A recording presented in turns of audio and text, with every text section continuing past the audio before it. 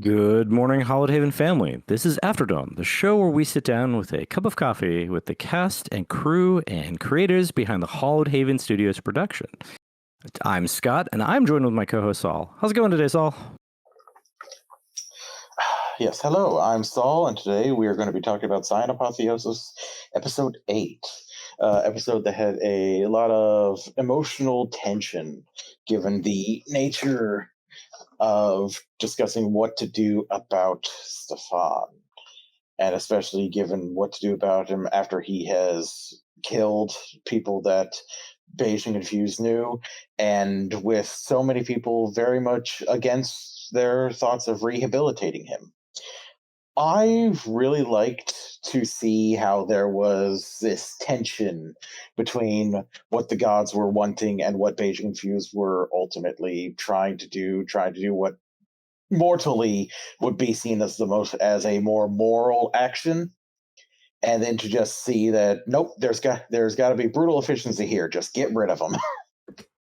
I like the tension in there. What about you, Scott?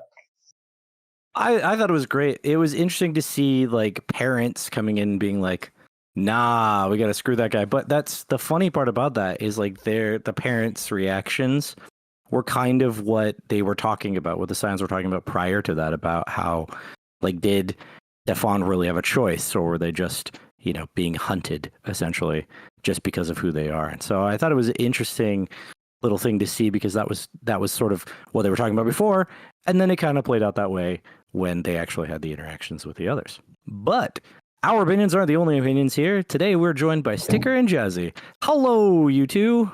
Hello. Hi. Well, first off, I would like to say it's good to have you back on the show, Sticker. A lot has happened for Beige and Fuse and Coda, especially in the time since you've last been here. Most definitely. A lot has happened for our Coda. Oh, yeah. New relationships, new thoughts on how to handle things. What's been your favorite thing to happen to Coda or just Beige and Confuse the entire team over the last few episodes? Ooh. Let me see. I think the last time I was here, Coda had just met her parent, I think, or something like that. So I would say so far, my personal favorite has been seeing all of us work together and seeing how all of our different abilities and personalities have aligned. How our abilities and our personalities have aligned and how we've kind of been, crossing my fingers, doing pretty well. And of course, Coda would probably say, net. So. Yeah. I mean, you have to throw in that obligatory, "Oh, my girlfriend's my favorite part" thing, right? Yeah. Yeah, no, it's been interesting, and some of the others that we've had on the show since the group has really started working together have said the same thing. Like everyone's enjoying this team cohesion. Because that's kind of the point of tabletop RPGs, right? Like, not really to work against each other, but to work with each other. Yeah, and it's been great seeing all of us work together. Even like with the NPCs and the SPCs, seeing everything we're able to just do. Not even just like fighting and doing little tricks here and there. It's the conversations we're all able to have and the plans we've been making. All of it has been, for the most part, coming together or falling apart, but it still feels cohesive, even if things are quote unquote falling apart. True. Since you brought up SPCs, let's talk to Jazzy. Jazzy, welcome to our show for the first time. Hi, if you haven't happy been, to be here. yeah, sorry, I didn't mean to interrupt. Oh, I was excuse me. if you haven't watched our show, we're just sitting down having a cup and talking to each other about what's been going on and how we feel. But the first part here, we usually get to know the people that are behind the characters as well as like their characters. But that's how we start. So, how have you been enjoying playing Kareem for a few episodes? I've been having a great time. This is my first time playing an SPC, so honestly, it's been kind of challenging for me to be a part of the group while also not impacting the plot too much. But I do like the fact that it lets me kind of like play an eccentric mentor type figure. So Yeah, it is different, isn't it? Yeah, you know, like the side characters in a lot of stories get to be a lot goofier. So I'm kind of leaning into that. Aside from how eccentric you're leaning into, like how larger than life NPCs and SPCs generally tend to be. Most people, role players especially, whenever they come to make characters like this, they sort of put pieces of themselves into the characters. How much of you do we get to see in Kareem?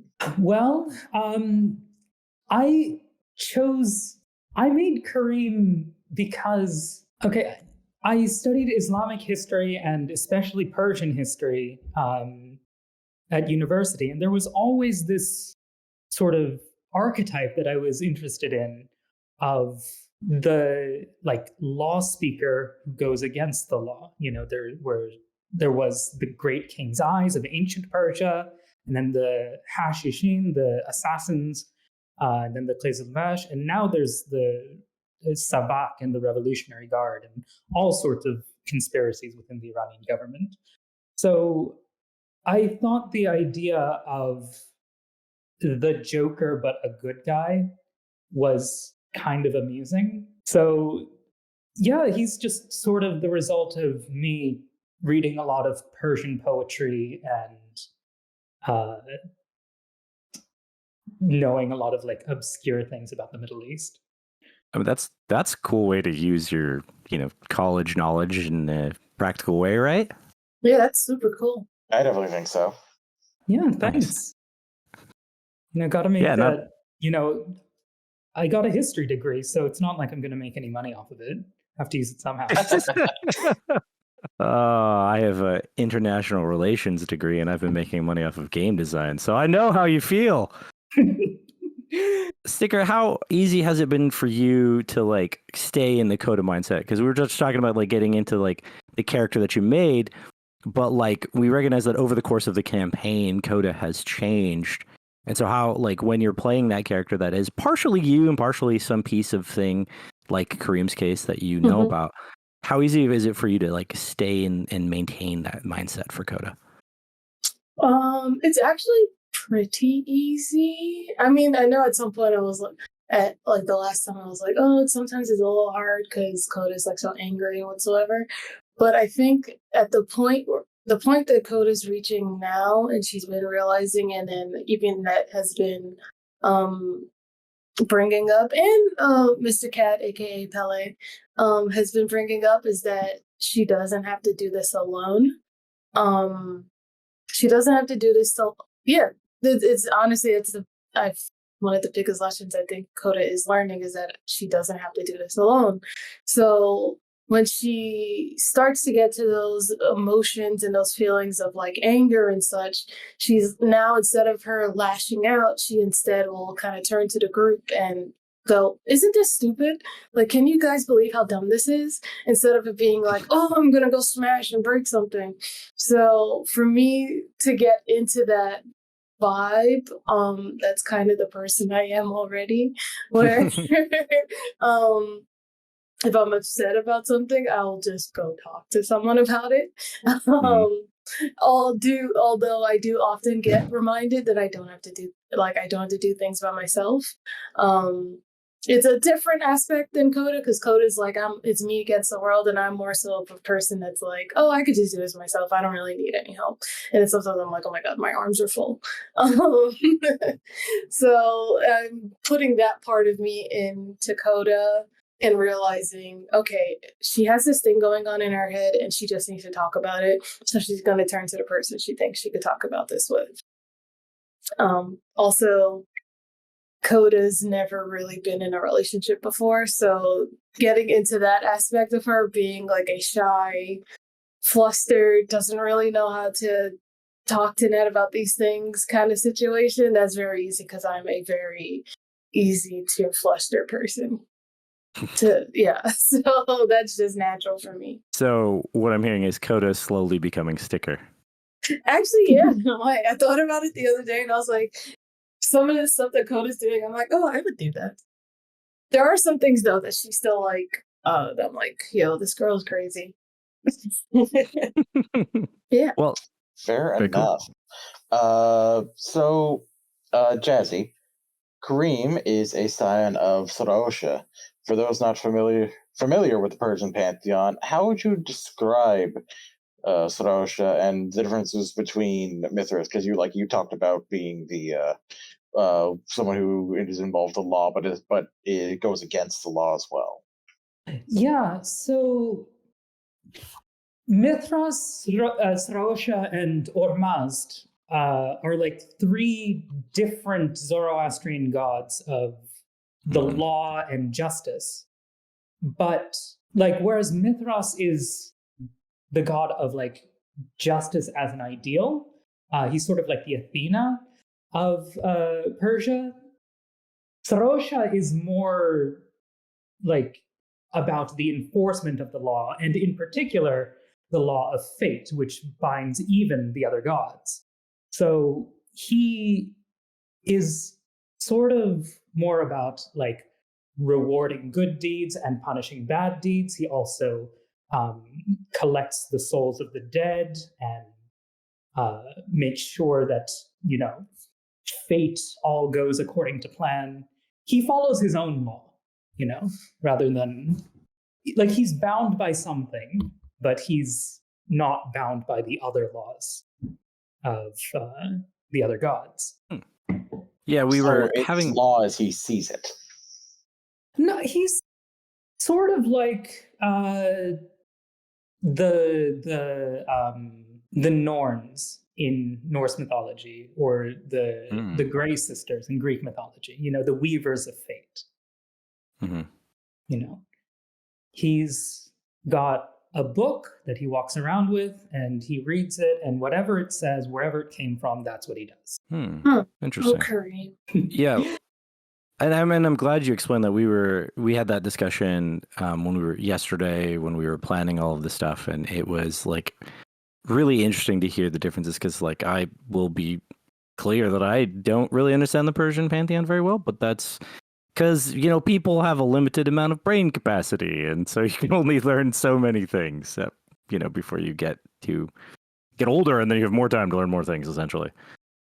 But thank you for Totally. explaining that. Yeah. Yeah, I mean, I feel like the Persian pantheon, you know, insofar as it's really a pantheon, because a lot of Zoroastrians are very monotheistic, and you know, I want to Yeah. be respectful of them as well. Mhm. You know, it's really underexplored in the West, but you know, these were the like folk tales that I grew up with, and I really love them. So, you know, I liked playing Kareem. You know, the smile is genuine. Yeah, and I'm just gonna jump a question just because this is, I think, plays with what we're talking about right now. Like usually we ask somebody a question about when they're on the show, like what they do to get into the mindset. So for playing Kareem, how do you get into Kareem's mindset? Do you listen to music? Do you make mood boards? Do you read the poems and stuff? Like how do you generally do that? I actually watched like clips of like old detective movies of like the Maltese Falcon, and a lot of Mm. movies by like Katharine Hepburn. They're like a bunch of like 4-minute, 5-minute clips on YouTube, uh, Mhm.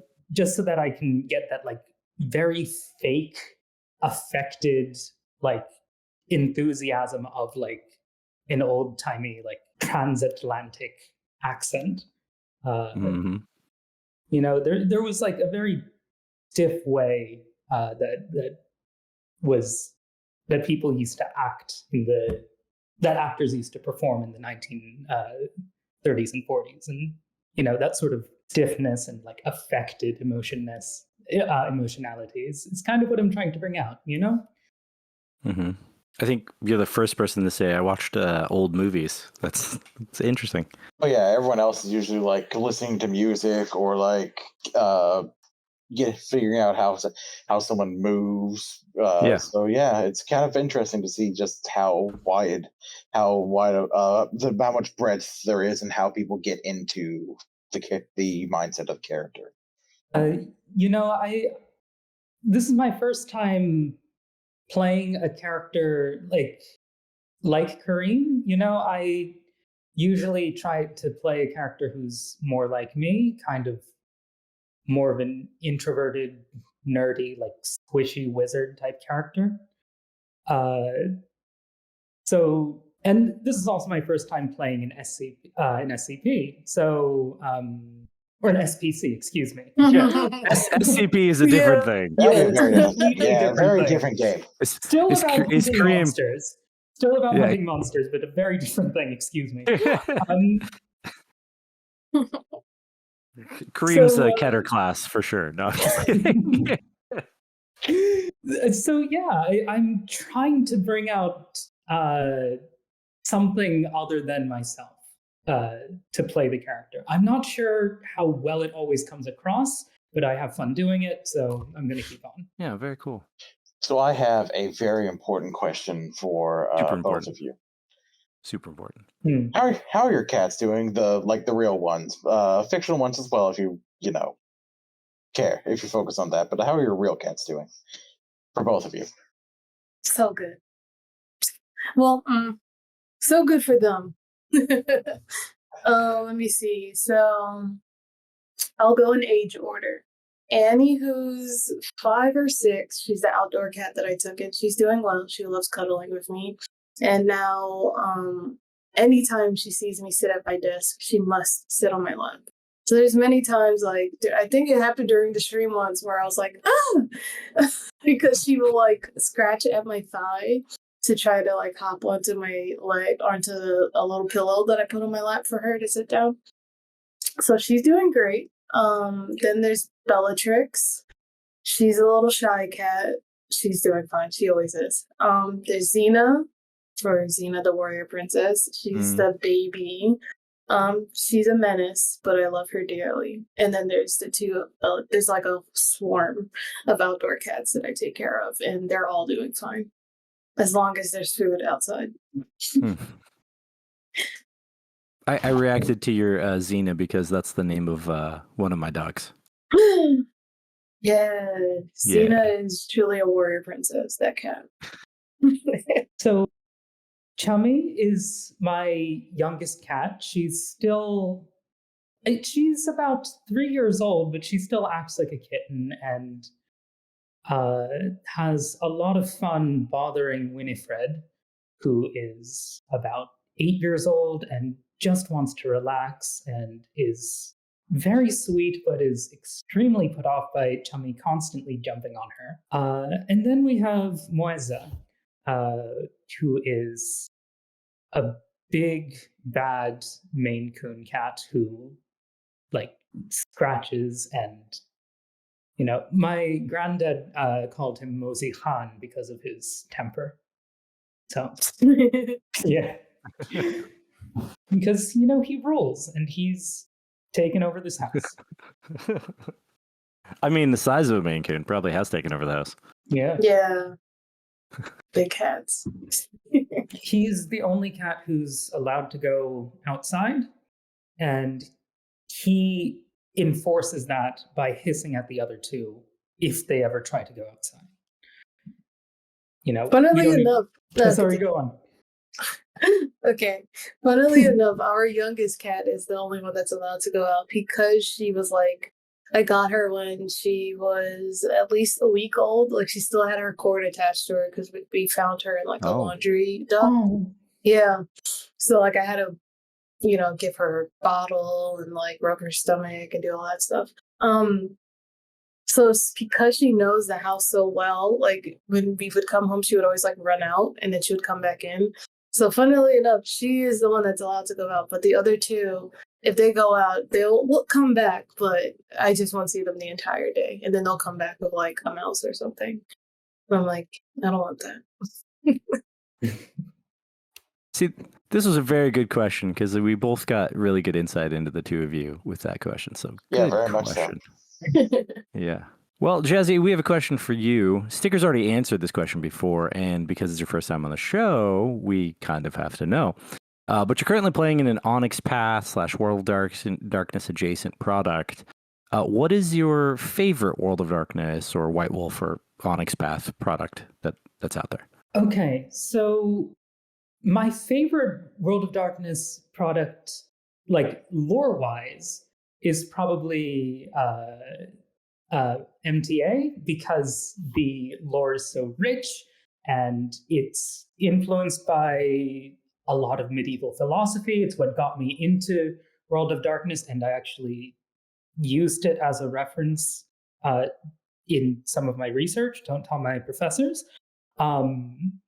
But yeah, when I was studying medieval alchemy, I got into like the World of Darkness wiki, and seeing like Hermeticism laid out as like a game system sort of helped me understand a lot of the weirder, more esoteric aspects of like how alchemy is supposed to be like magic chemistry. But I've never actually played Mage the Awakening. So my favorite one to play is definitely Vampire the Masquerade. I almost always play a La Sombra or a Banu Hakim. And yeah. Fair enough. I do like esoteric studies myself, so I do find that when the reason why I even played a mage game when it was offered was because of that. So I totally follow what you're saying there. Yeah, I remember that they had in one of the source books they had a like parody company of White Wolf called like Black Dog Productions, and like the parody of Mage was Wizards the Pretension. Which I thought was very amusing. Yeah, I remember that. There was also it's like Scavs the Shivening or something. Yeah. Yeah. Well, follow-up question to that. This is actually for both of you, because we know that like we haven't asked Sticker this before, but what is your favorite RPG system outside of the World of Darkness or its adjacent systems? It's tough. Well, I think that the one that I have the most experience playing with is probably like various iterations of D&D. It's sort of easy to get to introduce to new players. It's got a pretty big following already, and it's very versatile, and it's good when you like want to have like a bunch of friends over who aren't all nerds, and like get them into your hobby. But there was this really interesting and weird like RPG system that I've been like really fascinated with. So there's this indie game called A Game of 1001 Nights, where you all play like different storytellers and like a version of like the Tale of Scheherazade. You have to keep telling stories to keep the Sultan distracted, or else you get killed, right? And there are no stats. Like all of your role playing, like all of your traits are sensory traits. So like what you taste like, what you look like, what you smell like, etc. And it really helps with like the storytelling aspect of things, that everything is like all adjectives and descriptions and language. Yeah. Interesting. I would say, while yes, I'll say the same thing. I'm very familiar with D&D. I'll say, ever since joining the server, I am like learning about different. Well, even before the server, I was learning about different RPG systems, but I've been diving deeper into that. I will say, as of right now, I really enjoy Call of Cthulhu system. Yes. Oh yeah. Yeah. I've been running a homebrew anime-esque game for one of my friends because I've been trying to get back into being a storyteller. And I was like, cool. And I was like, it's just like learning the lore for so many other things. I'm like, ugh, I hate doing that so much. Well, I don't hate it. I love it, but I'm like, but I have to think of all this stuff. So he's like, well, what do you know the most about? I'm like, anime. So he's like, run me an anime game. So I was like, okay, I'm running an anime game. And I've been using Call of Cthulhu, Nice. like the sheets and the rolling system and like different stuff to do it, and we're having a blast. I can definitely see like a lot of Lovecraft being adapted as anime. Yeah. I'd like to you do. see like Lovecraft and Sailor Moon. You know, that would be a fun Oh, crossover. I mean, don't even get me started. I have gone now to 3 conventions where I've been on a panel talking about like Lovecraft and comics in the Japanese mind.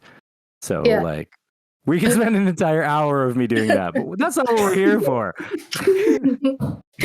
Yeah, Call of Cthulhu for sure. Yeah, that was that became my favorite before I started making games. It's still on my list of the things that I didn't make. It is then number 1. Good system. Yeah, like the percentage and stuff. I just like that you're regular people and weird stuff happens to you. That's what I like about Call of Cthulhu. And you just have to deal with it. And you just Yep. have to deal with it. Yeah. And that's why I'm using it for anime. Yeah.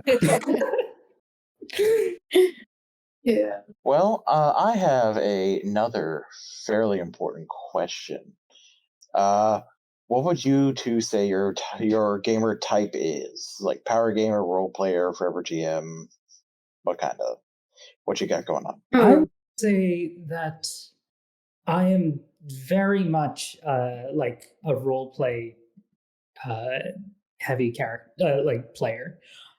I am not super into like quote unquote winning. I prefer to think of like RPGs as theater. I have a lot of like the same fun that I have with RPGs as I do with acting. So I think that it's fun to like inhabit a character and to sort of put on a show with some friends. So, you know, snotty and pretentious as that sounds, I would say role player. Yeah, I agree. I don't care for min-maxing. I don't care for winning. I don't care for any of that stuff. If I want to win, I'll play checkers, or I'll play, I don't know, Connect 4 or some nonsense like that. Or I'll do Sudoku or whatever. But even that, you don't really win, you just complete it, which that's boring to me. If I'm being offered a world, I want to play in the world, and to play in a world, I gotta do some talking. Nice. Yeah. So I'm definitely a role player. Let me see.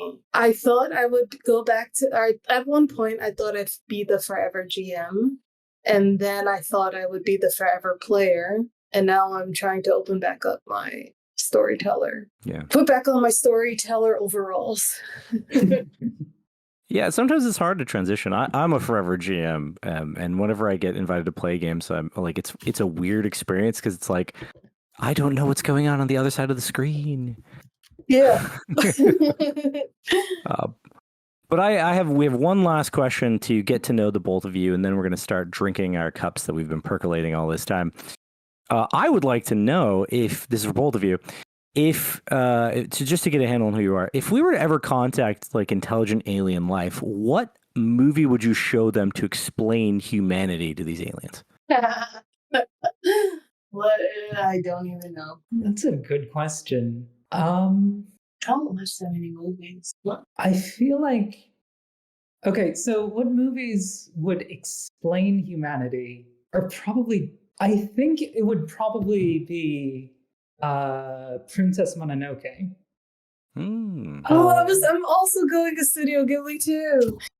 Yeah, you know, they've got deep themes. You know, they say a lot about us, and Princess Mononoke has themes of, you know, humanity's relationship with nature and humanity's relationship with like spirituality versus industry, and you know, the goodness of individuals and the necessity of people to like coexist in a society versus like as individuals. And no, there's a lot in it, and it's put very simply and very beautifully. And if aliens are going to judge us, I think that's a fair film for them to judge us with. Nice. Oh, actually, this isn't Studio Ghibli. This is another person. Funnily enough, on the opposite end of that a little bit, I would say the movie Paprika. Because that is very just weird. It's weird. Some you don't know what is what.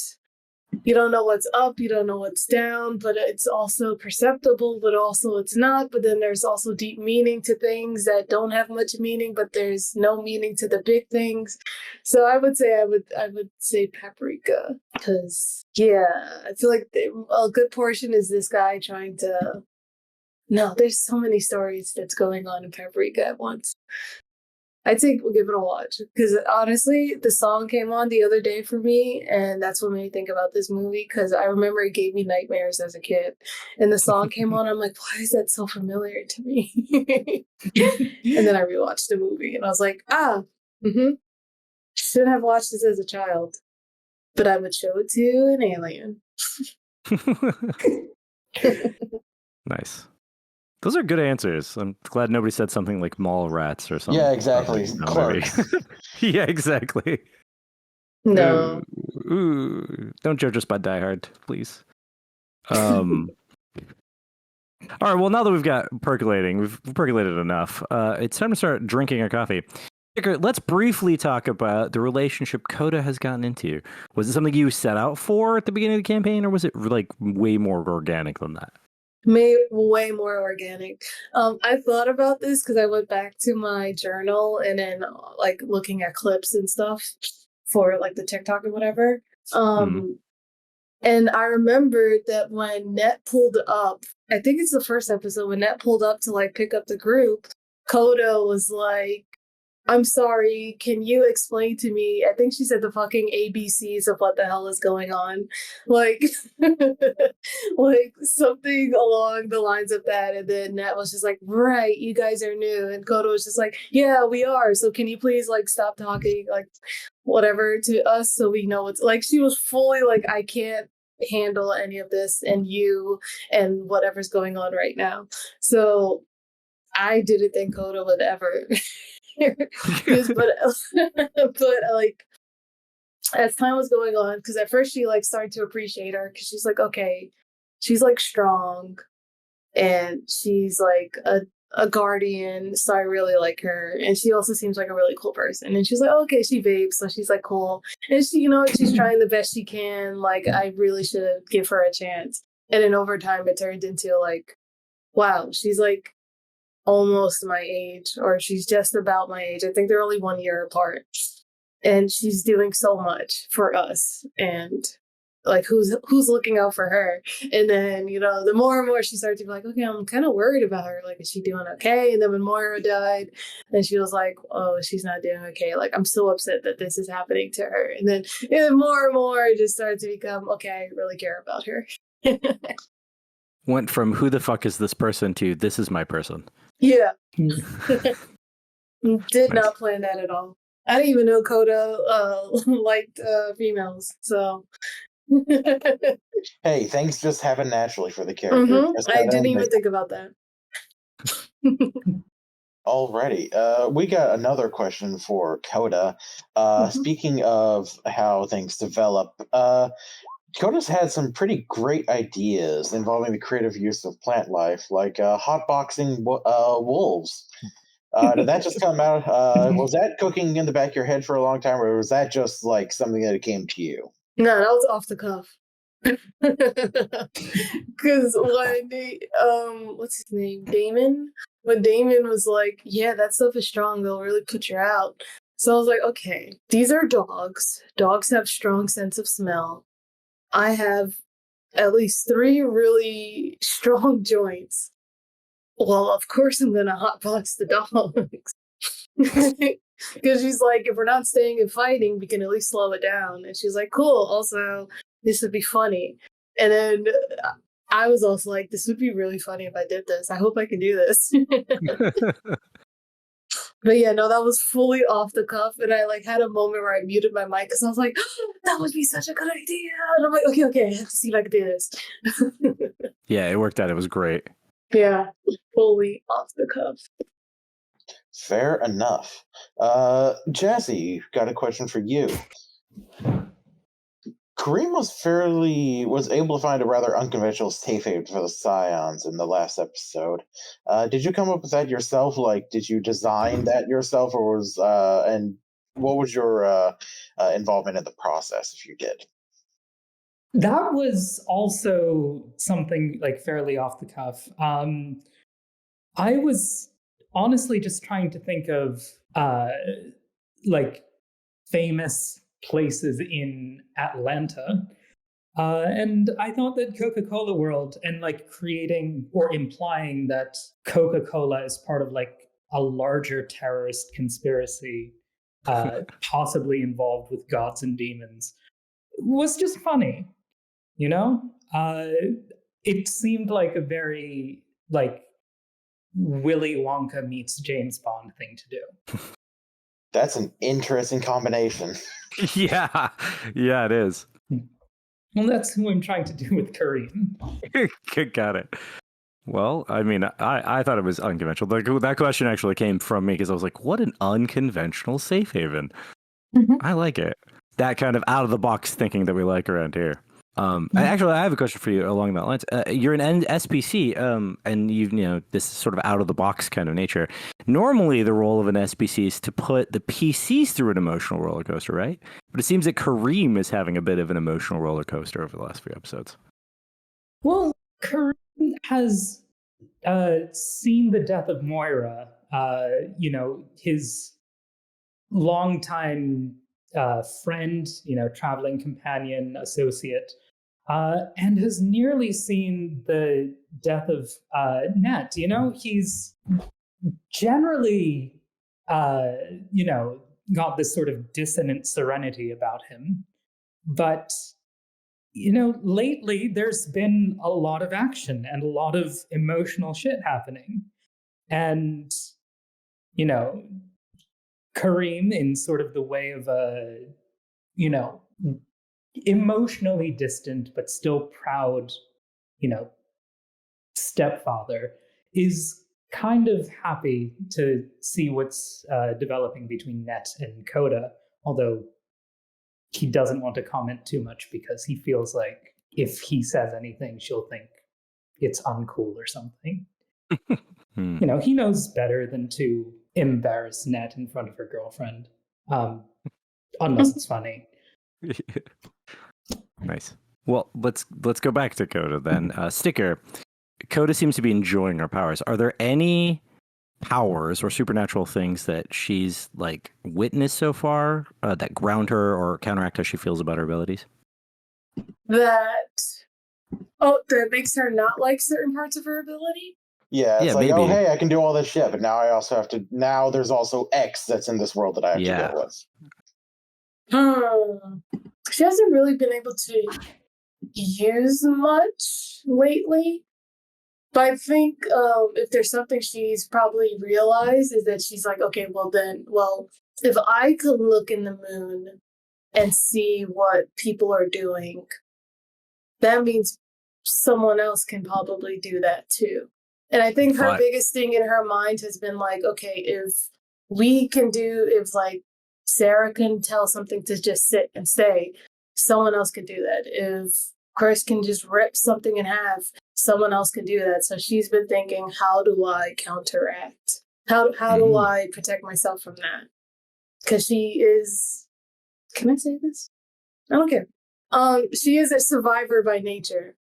Oh, yeah. So she's like, okay, so I'm seeing all the things around me that can happen. I need to know how to work around that. And so I think her biggest thing is that she's like, as she discovers more things that she can do, she's like, but that means someone else out there could probably do this too.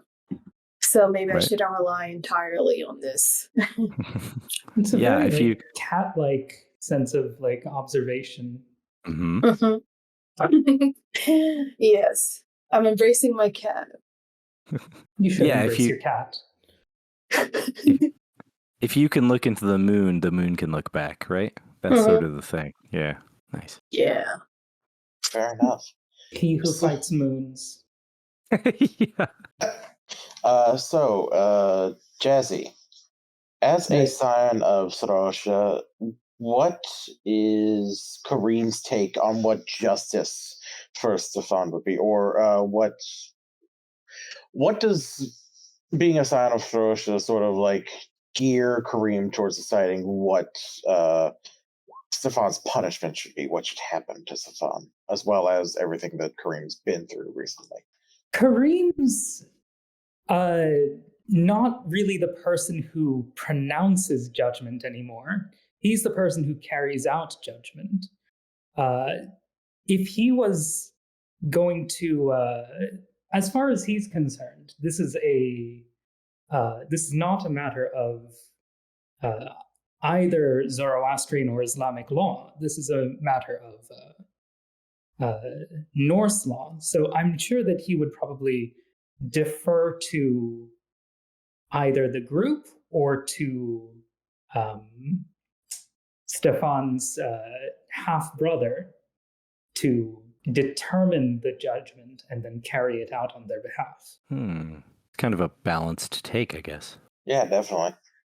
Well, if Kareem were part of the Beige Squad, the Beige and Confused Squad, and not directly involved with Moira,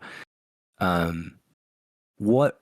So you would say that that Kareem would try to get the group to sort of take the stance that would be based on what, say, Chris would decide then. Yes, Chris is more or less responsible for the justice within the Norse pantheon, and Kareem's deal as a sign of Sarosha is sort of maintaining the balance between the pantheons, or at least keeping all of them on good terms with the Yataza. Okay. I Very mean, if it cool. was up to Kareem, obviously, like, summary execution, feeding him to his wolves. But Jesus. he would never bias the decisions of the group. He'll trust them to come to the right conclusion. Okay. Because we knew that the connection with Moira changes what Kareem feels, and so we were curious to know what, if Kareem were like part of the Beige and Confused Squads and not actually just directly connected, what would the stance be? But it sounds like your approach would be, well, this isn't necessarily my decision to make, and so I would leave it to those that would make that decision. But if, the young, influenceable charges that are in his protection should be encouraged to think of Stefan in more bloodthirsty terms than, strange are the ways of fate. Fair enough. It's a deep response. Oh yeah, I love it very much. Speaking of strange, Sticker, in the last episode, Coda talked to Oliver about dating sims. Yeah. Now that she knows that her teacher is basically treating the students like a dating sim, what type of dating sim would she make him play? Funnily enough, because she thinks this is how she would get him to actually play it. Doki Doki Literature Club. Oh Lord, good God. Because she'd be like, all right, he's going to read it. He's going to do the whole thing. He's going to be like, oh, isn't this educational? And he's going to be like, oh, this is hard. And then she'll be like, oh, I'm so sorry. I gave you the wrong one. Actually, here's a different one. And maybe do like Monster High or something. Like Monster Prom. Yeah, Monster Prom.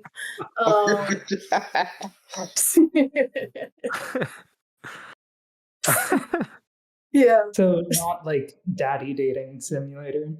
I think she would scope out to see exactly what kind of person. Actually, you know what? She would tell him to play daddy. What is it called? daddy dating. I don't know what it's called. It's like Yeah, daddy dating simulator or Yeah. whatever. So she was like, okay, I just want to see what's his type, you know? Like, and she'll probably do like the pigeon game for fun, like the pigeon romance game. Because she's like, I see you like birds. So she would just lay them on.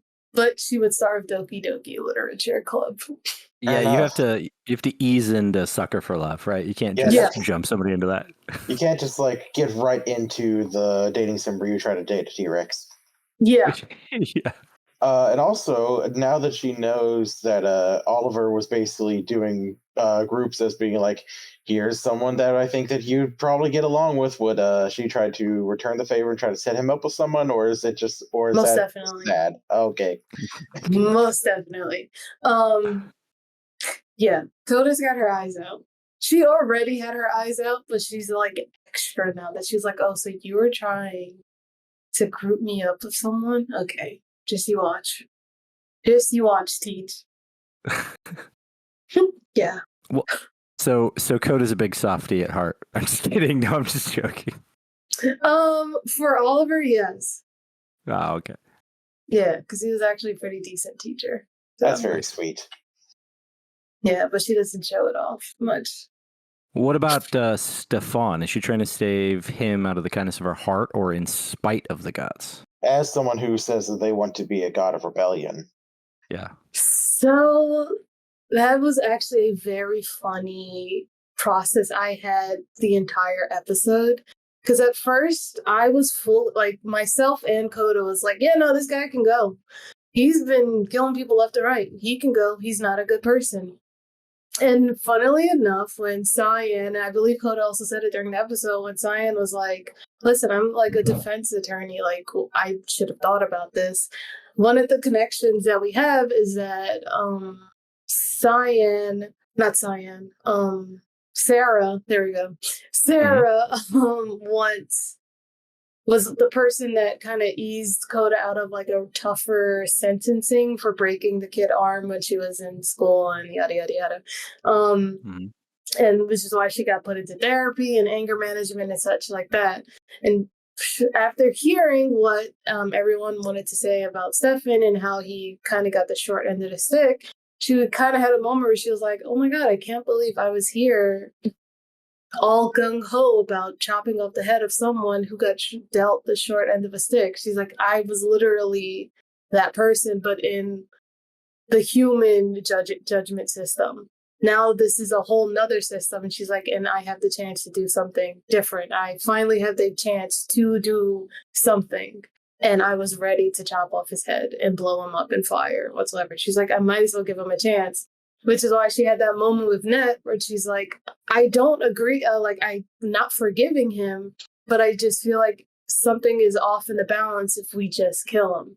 So let's give him a second chance, but let him work. Let him work on what he's done. So sure, he has to kill other Fenris wolves, or he has to go to every single one of the pantheons and get a separate punishment from them that he has to complete. Like, she's like, I want to bring balance, and I don't feel like the actual balance would be just him dying, because him dying, I feel like there's so much more he could do than just that.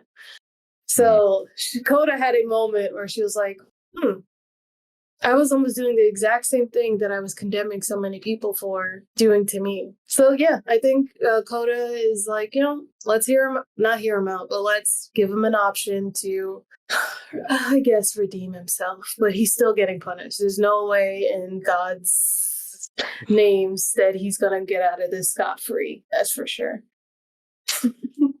Yeah, it kind of sounds like you're like, well, let's give him a chance that I never got, right?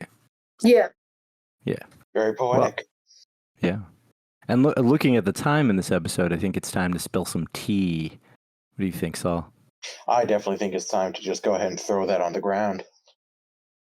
This segment is open to you guys interacting with each other, for Sticker, who's been here before, but for Jazzy, who's never been on our show before. We ask some salacious questions, and if you have any that you would like to ask, we open the table for you to do so. I see. Sticker, we've got a question for you. Each other. Yeah, or to us. Yeah, you could ask us questions. I don't care. But Sticker, do you want to ask this question, Saul, or do you want me to ask it? I'll hit it up since Yeah. you got the last one. Yeah.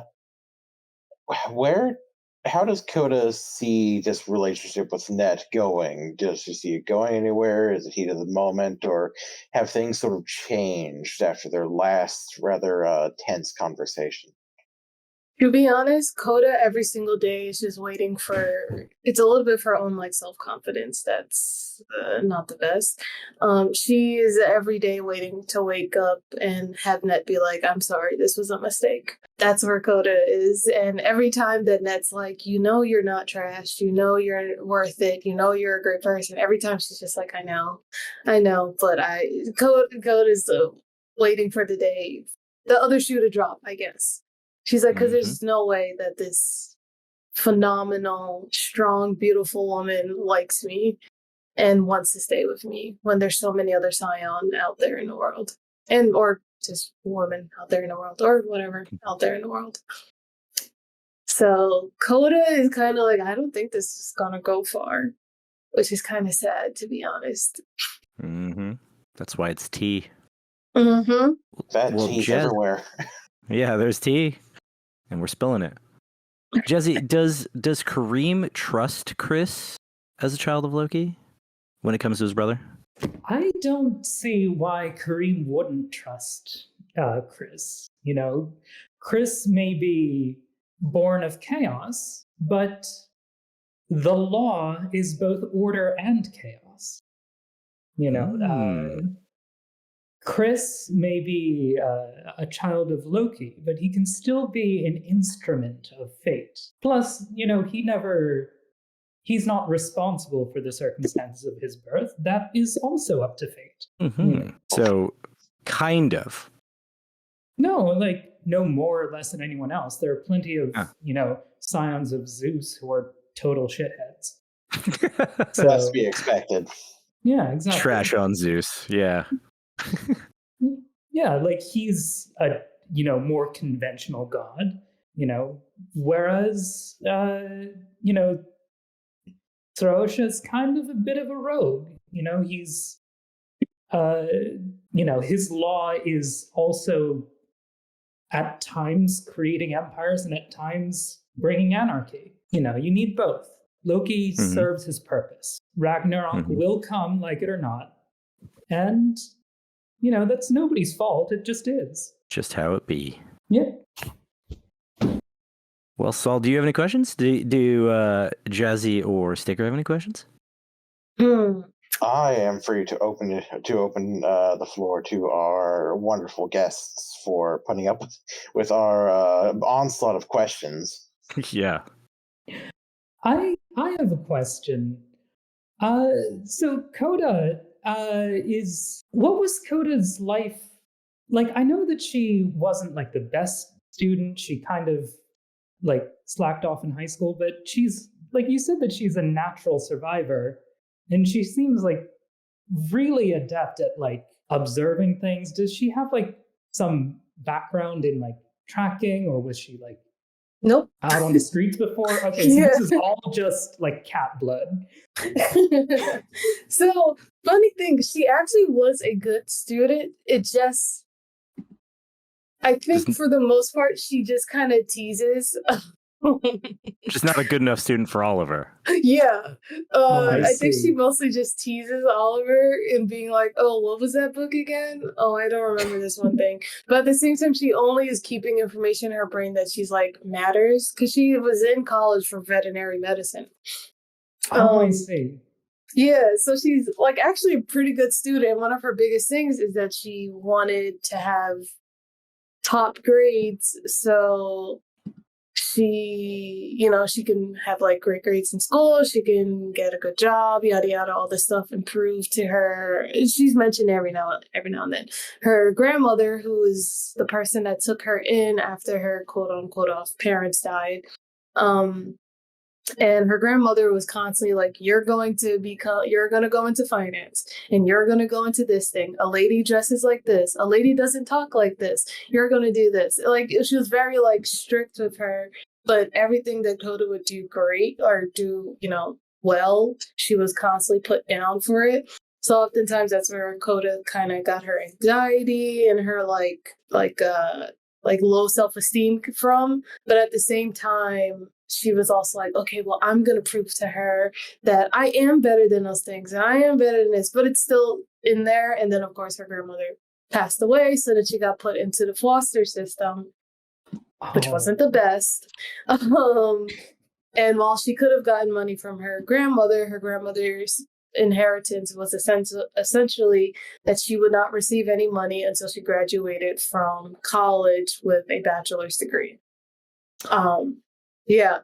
I see. Yeah, so she has had little to no money and has been struggling to be like, I'm going to do everything I can and need to do. I'm going to get that money and I'm going to do whatever the heck I want in my life. It's a good philosophy. Yeah. So that's Coda. But then also I will say it's the animal blood too. Yeah. The cat blood. Because she works in a what is it called? An animal shelter / like a vet place, like volunteering. And that's in her first journal. It was set on New Year's. She was kind of like, yeah, I'm here. I'm grateful for this. And I don't know what I would do or where I would be if I wasn't here every single day taking care of these animals that's been abandoned or not, And she like related herself to being like a stray and such. So, yeah. Yeah, it's all metaphorical. Yeah. Oliver would be proud, but also not, because he's like, Coda, please talk better about yourself. Coda, stop beating up yourself. Stop it. Yeah. Well, now that we've asked Coda more about her own past, I'm curious about what Kareem was like before he got visited. His visitation. That's what I was wondering. Well, Iran is currently under Islamic law, and he was on his path to becoming an Ayatollah when he got his visitation. And, nowadays, once he got his visitation, he's had to sort of accommodate the demands that Sarosha both recognize that he exists and uphold the laws of Iran, which mean upholding Islamic law, because that's the law of the land. So he's got this sort of like weird mystical syncretistic thing, I could name some medieval sects, but they're not super important. So yes, Kareem's got a more, philosophical paradox that he's wrestling with. Huh. Where Well, was that's your interesting. visitation, if you know? Ooh. Ooh, good question. It was in the seminaries of Iran. After Sarosha waited until he had been ordained, by the time that he had started working his way up the Iranian political system, to reveal himself and say that, yes, you're supposed to be a law speaker, but you work for me now. Kareem's like, no, I have, a higher calling. And, Sarosha's like, listen, if you want to work in government, you're going to have to answer to a lot of different secret bosses. So I'll be one of them. Huh. For a family member. Do you guys have, for our host, do you guys have any favorite moments from either of our characters? Oh man, don't even get me started. Oh, Jesus. That's a good question. And I was actually thinking that maybe we should cut the episode down because we're kind of at our time limit. But to answer your question real quickly, yes. We talked about it with some other people, but the car cohesion between your group was amazing. I really loved that. section where you're trying to escape, and you were all working together to do these different things. That's why the hotboxing question came up, because that happened during that time. But I honestly really enjoyed the times that your characters are like, what in the hell is going on, and are role playing. Even though we've had several like heavy role playing episodes, they're fun. So I mean, the car sequence was like when you guys finally were like, oh, we're all doing things together and like getting this job done together, and I really enjoyed that personally. Okay. I personally really enjoyed when Coda met Bastet, because it was just fun to see the character who was very much, I'm going to give this person who abandoned me a piece of my mind, and then is unable to really bring herself to do so, to just sort of like, I'm mad at you, but you also are giving me things and you're explaining things, and it's just to see that sort of like mixed emotions as opposed to just something being black and white. I'm mad at you and I'm going to stay mad at you kind of thing. Oh yeah, I remember. And for Kareem, I really quite enjoy, Jazzy, your little like slide comments you threw in every now and then that were in that first bit where we first met the character. Like the joke about the thing you were talking about, like the joke about it being like a deeper conspiracy for Coca-Cola World. Yeah. I was laughing at that so hard at home, and I was like, that is hilarious. It was just like, it's like almost felt like it was just kind of just a comment you just kind of said without really thinking or something, but it was hilarious. Same, honestly. It almost kind of felt like almost like a, oh, how do I want to describe this? Almost like a Rocky Horror callback, because because it's just like everyone's talking, and then just this one comment that slid in there that just really sets it off. Yeah, it was awesome.